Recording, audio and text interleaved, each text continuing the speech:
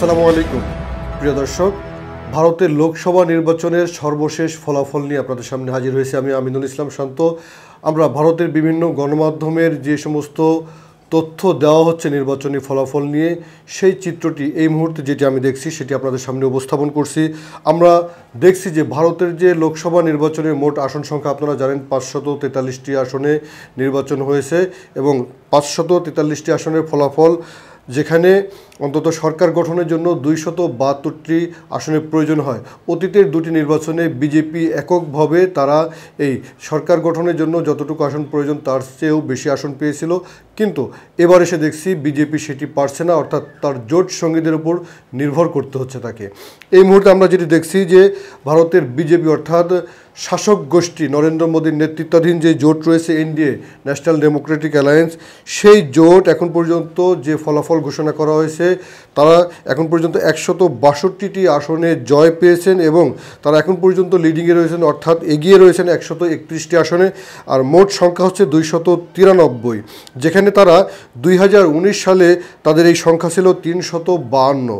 আর আমরা এর বিপরীত যেটি রয়েছে ভারতের যে জাতীয় কংগ্রেস, তাদের নেতৃত্বাধীন যে জোট ইন্ডিয়া জোট, এই ইন্ডিয়া জোটের তারা এখন পর্যন্ত জয় অর্থাৎ ফলাফল ঘোষণা করা হয়েছে, সেই ঘোষিত ফলাফল অনুযায়ী তারা জয় পেয়েছেন 120টিতে এবং লিডিংয়ে রয়েছেন, অর্থাৎ তারা ফলাফল এগিয়ে রয়েছেন 113টি আসনে। এর সংখ্যা হচ্ছে অর্থাৎ যেগুলো জয় পেয়েছেন এবং যেগুলো জয় পাননি কিন্তু নেতৃত্বে রয়েছেন, এটির যোগফল হচ্ছে 233। অর্থাৎ ভারতের বর্তমান শাসক গোষ্ঠী এনডিএ জোট 293 আর ইন্ডিয়া জোট 233 আর অন্য রয়েছে 17। এখানে একটি বিষয় সেটি হচ্ছে যে ইন্ডিয়া জোটে যে দলগুলো রয়েছে তারা সম্মিলিত এর আগে 2019 সালে নির্বাচনে পেয়েছিল মাত্র 94টি, যেখানে বর্তমান সংখ্যা 233।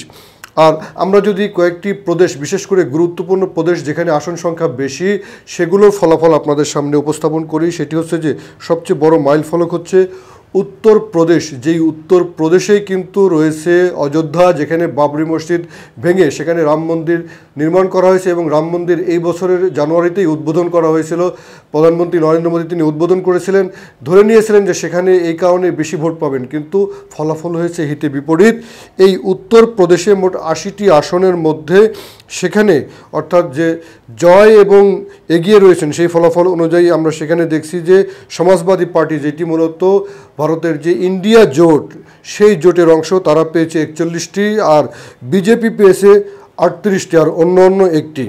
আর আমরা দেখছি যে মহারাষ্ট্রের নিউজ, মহারাষ্ট্রে 48টি আসন, মহারাষ্ট্র প্রদেশে 48টি আসনের মধ্যে সেখানে যে জাতীয় কংগ্রেস রয়েছে ভারতের, সেই জাতীয় কংগ্রেস পেয়েছে 29টি আর বিজেপি পেয়েছে 18টি, অন্য একই সঙ্গে আমরা দেখছি পশ্চিমবঙ্গ, আমাদের বাংলাদেশের প্রতিবেশী একটি প্রদেশ পশ্চিমবঙ্গ, সেখানে অল ইন্ডিয়া তৃণমূল কংগ্রেস অর্থাৎ মমতা বন্দ্যোপাধ্যায়ের দল, তারা পেয়েছেন 31টি, বিজেপি 10 এবং সেখানে জাতীয় কংগ্রেস 1টি।